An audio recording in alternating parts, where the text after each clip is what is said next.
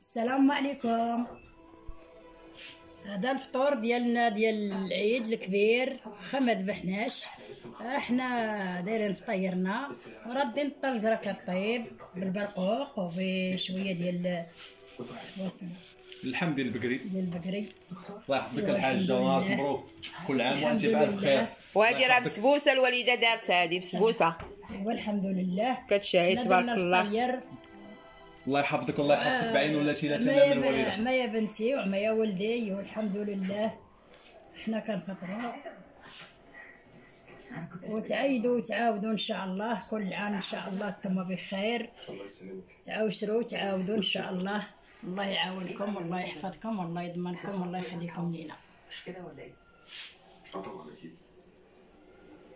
شكلك تعبان قوي. اكيد طبعا ما اكلتش في كافيه قريب لمحت وانا جايه في الطريق.